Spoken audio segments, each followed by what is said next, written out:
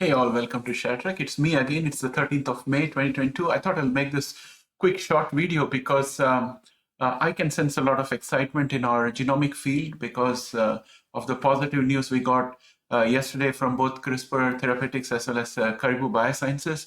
I just want to present my thoughts on it, and I would like to get your feedback on the comments section below. Let's get started.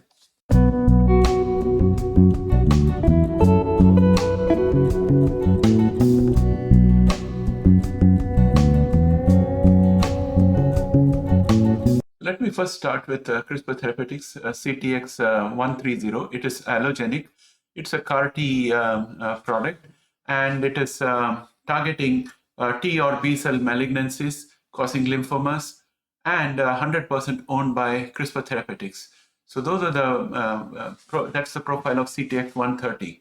And there are clinical trials which are ongoing, as we saw in our earlier review of the CRISPR Therapeutics pipeline. And CRISPR Therapeutics has indicated that they will be presenting data at the annual European Hematology Association Hybrid Congress. And this kind of boosted the share price for CRISPR Therapeutics. In this video, we're going to examine what to expect. And I'm going to present my thoughts about both CRISPR as well as Caribou Biosciences. This is an extract from the website of CDC, which talks about the study design for CTX130. It says it's in a clinical trial with 107 participants, and the official title is that dose escalation and cohort expansion study of the safety and efficacy of allogenic CRISPR-Cas9 engineered T cells, CTX130, in subjects with advanced, relapsed, or refractory renal cell carcinoma with clear cell differentiation. It started on 16th of June 2020, and it has got a primary completion date estimated to be February 2027, and full completion date to be April 2027.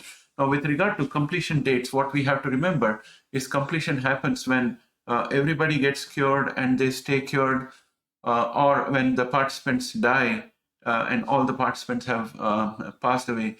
So those are all the various possibilities for a study coming to an end. Right now, everything is looking positive. We don't have any news of adverse effects in any of the clinical trial. So we should hope for the best. And even though the end date is April 2027, there is a good probability that the trial could end earlier than that, and we could progress towards a BLA. So we have to keep that option also open in our mind. Then in terms of implication, they are presenting at a major conference. It could imply that they have got encouraging data. But on the other hand, Caribou Biosciences is already presenting its data in the same conference. So it could have been difficult for CRISPR Therapeutics not to present because that will give a wrong impression. So we'll have to see what the data is that is getting presented at the conference. And on that, once the data is presented, we could draw some inferences whether it is in the right direction or not. Study time frame is until 2027 and depends on outcomes, as I explained to you before. And success of fully owned therapy could boost the value of the company. CTX130 is fully owned. If it succeeds, then the amount of money that's going to come through it is entirely going to be with CRISPR Therapeutics. It can help fund the other pipeline items and increase the balance sheet size, make it much stronger. It can provide a boost to all the research teams in other pipeline items within CRISPR Therapeutics, and also for other genomic companies, that there's a light at the end of the tunnel. Overall, it's really good for the company if the results come out to be positive. And when we talk about Caribou Biosciences CB010, it's even more important than CRISPR because they have produced good data. They've already declared good data. If you go to their website, you can see the press release with the data, and they have reported that there was no gross GVHD symptoms in any of the patients. So GVHD is graft versus host disease. They didn't find any of those. That means it's right off the bat, that's a very good sign that we have. It also targets a form of lymphoma the same way like CRISPR Therapeutics does, but it's a different class of lymphoma. CB010 is the first allogenic CAR T cell therapy to achieve 100% ORR. 5 out of 5 patients have succeeded, and it has achieved the following with one dose for the patients with aggressive refractive or non-refractive lymphoma. So this ORR is especially very encouraging. I'm going to talk to you about ORR after I finish off with this slide to give you a background of what it means and what is a good ORR result. Based on promising initial safety profile, Antler phase 1 trial is enrolling patients at dose level 2. So that's the next stage of their investigation.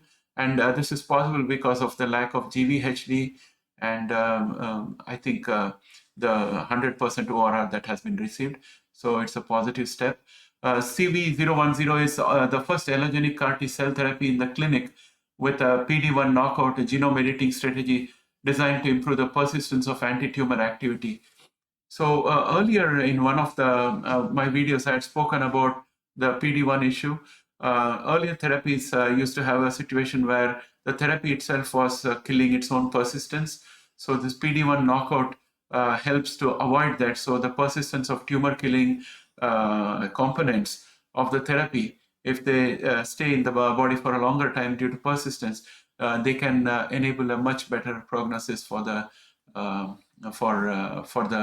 remission in candidates. So this is also a good sign as far as the results are concerned. And initial data scheduled to be shared at European Hematology Association Congress. This starts somewhere on June 9th and goes up to June 11th, if I'm not mistaken. So we'll hear from both CRISPR Therapeutics as well as Caribou Biosciences. There'll be 2 CAR T candidates targeting lymphoma of different types, but lymphoma patients are likely to be able to rejoice because of the fact that the therapies have come to this stage. So in terms of implications for Caribou Biosciences, they've already seen the stock price go up, and it's only going to firm up. It could be a big morale booster for all genomic companies and investors. And we are close to finding true IP costs because Caribou Biosciences has got its IP from the CVC. And we know that CVC is put an appeal because they lost to Broad Institute. So if everything goes well for Caribou Biosciences in the second cycle of antler tests, and they want to go for a BLA, then they will have to rectify the defect in their IP.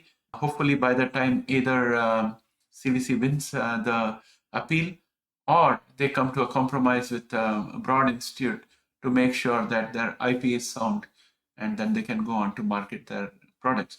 So we'll come closer to finding the true IP cost. Right now, it's just speculation that there'll be amicable compromise and both will get on together. We'll find out what happens. That's another implication that we have there. CRISPR needs to increase its pace of work on CTX 130, and it has got to get into a stage where they are comparable to Caribou Biosciences in their progress. So hopefully we'll find that information when they present in the conference. Now let me talk to you a little bit about the ORR. So ORR means objective response rate, and that's another parameter that is used in clinical trials. It's called as complete response rate. And ORR above 30 is considered adequate in some cases, but here we have 100% ORR. So 5 out of 5 patients have done well. The FDA refers to ORR as the portion of patients with a tumor size reduction of a predetermined amount and for a minimum period of time. So that's what is meant by successful ORR. So it seems that Caribou Biosciences has been able to demonstrate a significant reduction in the size of the tumor to a predetermined amount and maintained it for a minimum period of time that was already agreed to in the trials. So NCI defines CR, that is complete response rate, as the disappearance of all signs of cancer in response to treatment. Although CR is preferred over ORR, very few drugs produce high rates of CR. In this particular case, Caribou Biosciences has provided a CRR of 80%, that is 4 out of 5 patients showed complete disappearance of all signs of cancer in response to treatment. So it's a pretty significant and strong response. Tumor response evaluations rest upon the theory that because anti-cancer agents kill cancer cells, if an agent is effective, tumor size will decrease. Unfortunately, there is not necessarily a correlation between tumor size and the patient's overall survival. Newer targeted therapies do not work in the same cytotoxic way as older agents, and these newer agents are more likely to inhibit tumor growth rather than to decrease tumor size. It is possible for a treatment to convey clinical benefit while not creating tumor regression. So in this context, we have to talk about the toxicity that is created while administering cancer treatments, tumor treatments. There is a lot of chemotherapy, there is immunosuppression, and all those activities which increase toxicity within the body. They do interfere with the success rates. We have Magenta working on a novel method of suppressing the immune system without causing toxicity, but we still are at a very early stage. So if we have a different method of controlling the immune response without generating toxicity, most of these therapies will be much more successful. So with that, I would like to say that we are at the end of this presentation. I hope you liked this short video. I would be able to come back with more information for you once both the companies make their presentation, maybe somewhere towards the middle or end of June. I hope you liked this video. Please press a like if you did. And if you're not yet subscribed, please subscribe for everything related to CRISPR and stock market. Thanks and have a great day. Bye for now.